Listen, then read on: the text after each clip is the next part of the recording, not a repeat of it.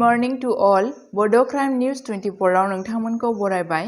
आं नोंथांमोननि anchor S आरो दिनैनि फुंबिलिनि खौरांखौ आं नोंथांमोननि सिगाङाव फरायथिनो लादों।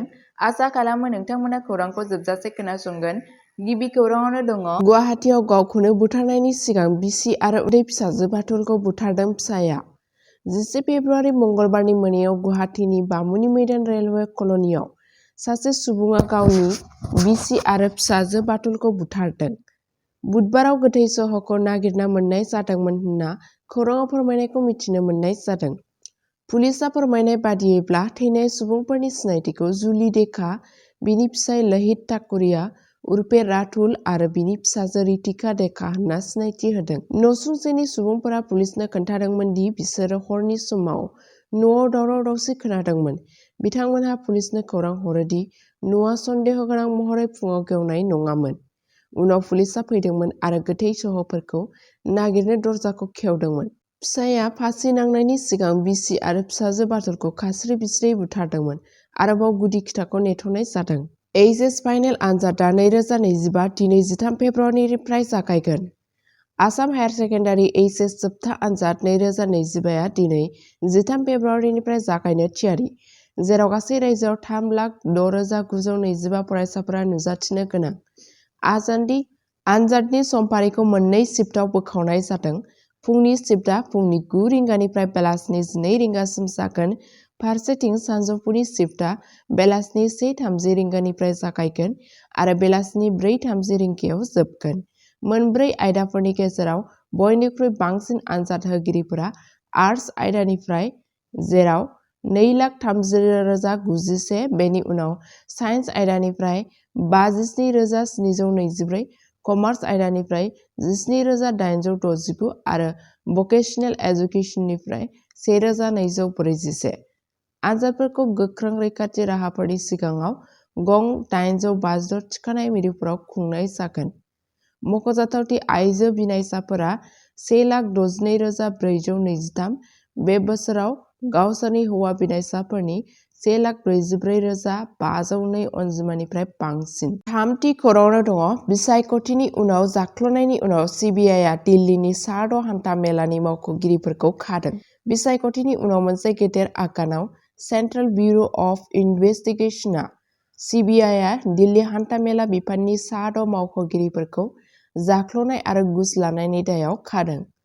आम आदमी पार्टी आपनि बावैसो बिसायख'थियाव जेननायनि उनाव बेयो राजथावनियाव गिबि मख'जाथाव हाबाफारि। बिथांमोनहा बुंदोंमोन दि एजेन्सिआ बिफाननि सिङाव गोबांथार जाख्ल'नायनि बागै गोबां अजद मोनगासिनो दंमोन, जायनि जाहोनाव हमनायनि सिगां दायफोरखौ फोरमान खालामनो थाखाय मोनसे गुवार नायदिंनाय अपारेसन जादोंमोन। मोनसे आबुं फोरमान खालामनाय बिखान्थिनि उनाव, नायबिजिरगिरिफोरा गोबां थाखोफोराव जाख्ल'नायनि गिबि फोरमानफोरखौ नागिरना दिहुनदोंमोन, जायनि जाहोनाव मावख'गिरिफोरखौ खानाय जादोंमोन। ब्रैथि खौराङावनो दङ। श्रीभूमि जिल्लायाव घुस लानाय रायजोनि जीएसटी मावख'गिरिखौ हमदों। आसामनि श्रीभूमि जिल्लायाव रायजो जीएसटी बिफाननि सासे मावख'गिरिखौ घुस लानायनि दायाव 12 फेब्रुआरियाव खानाय जादों। Directorate of revenue इन्टेलिजेन्सआ anti corruption दालाइजों लोगोसे लानाय बर्मन मुंनि मावख'गिरिखौ 10,000 रां घुस लानायनि थाखाय खायो। गिबि रिपर्टफोरनि बादिब्ला मुवाजों बुंफबनाय ट्राकखौ जेबो हेंथा गैयाजासे बारहोनो गनायथि होनायनि बदलै घुस लानाय जादोंमोन। बिबानगिरिफोरा रोखा खालामो दि दायो सोंनाय फिननाया सोलिगासिनो दं। बाथि खौराङावनो दङ। भारतारि रौनिया हान्जानि 4 कर्प्सआ क'क्राझाराव प्रि रिक्रुटमेन्ट ट्रेनिं स्क्रिनिं खुंदों। क'क्राझाराव गोसो गुदुं अग्निबार्ड्सफोरा मोनसे सनानि खाबुनि थाखाय दं मानोना भारतारि रौनिया हान्जानि 4 कर्प्सआव थिथागुरि रौनिया बादायाव आगु थिसनथाय फोरोंथाय स्क्रिनिं खुंफुङो। 16 फेब्रुआरि 2025 खालि फुंनि 9 रिंगायाव जागायनो गोनां बे हाबाफारिया थिरांथा लानाय लाइमोनफोरखौ सिगांथिं आगान होनो आरो हादोरखौ सिबिनायनि लामायाव आगान होनो थाखाय हांख्रायहरो।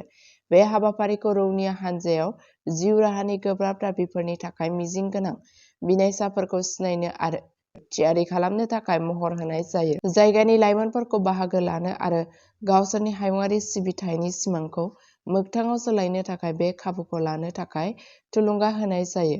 उदायथि आरो थिसननाय बिखान्थिनि सोमोन्दै आरोबाव गुदि खिथानि थाखाय गोसो गुदुं बिनायसाफोरा मावख'आरि भारतारि रौनिया थिसनथाय पर्टेलाव थांनो हागोन एबा थोंजोङै थिथागुरि रौनिया बाथाजों सोमोन्दो लाखिनो हागोन। 6थि खौराङावनो दङ बिटिसिनि गाहाय प्रमद बर'आ कच राजबंसि हारिखौ हेफाजाब होनायनि समायखिरा लायो। बिटिआरआव कच राजबंसि हारिनि जेंनाफोरखौ सुस्रांनो रादाय होनायखौ बिटिसिनि गाहाय मावफुं सोद्रोमा प्रमद बर'आ फिन रोखा बुंथियो। बुधबाराव बिर सिलाराय दिबस हाबाफारियाव बाहागो लानानै बर'आ खुंथायनि गोजोन आरो जौगानायाव गोसो होदोंमोन। जों कच राजबंसि हारिनि जेंनाफोरखौ सुस्रांनो थाखाय जुनिया राहा लागासिनो दं। जोंनि थांखिया बयनिबो थाखाय मोनसे गोजोन आरो दावगालु आबहावाखौ बांहोनाय।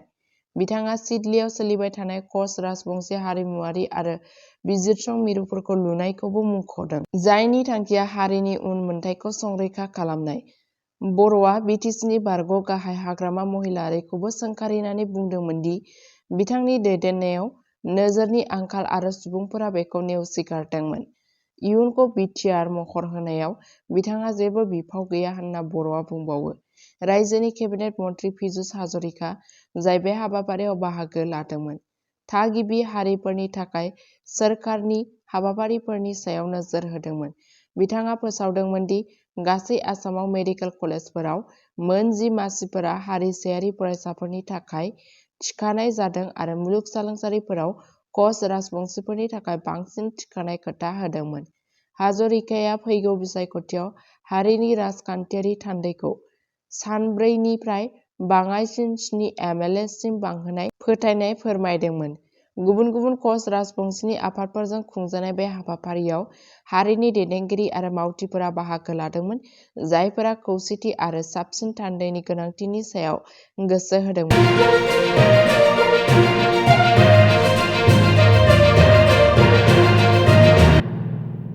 Good morning to all. बड' क्राइम निउज 24 आव नोंथांमोनखौ बरायबाय। आं नोंथांमोननि एंकर एस आरो दिनैनि फुंबिलिनि खौरांखौ आं नोंथांमोननि सिगाङाव फरायथिनो लादों।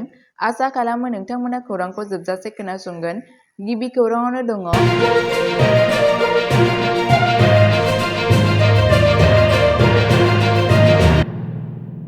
Good morning to all. बड' क्राइम निउज 24 आव नोंथांमोनखौ बरायबाय। आं नोंथांमोननि एंकर एस आरो दिनैनि फुंबिलिनि खौरांखौ आं नोंथांमोननि सिगाङाव फरायथिनो लादों। आसा खालामो नोंथांमोना खौरांखौ जोबजासे खोनासंगोन।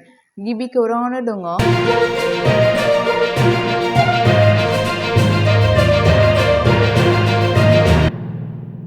Good morning to all.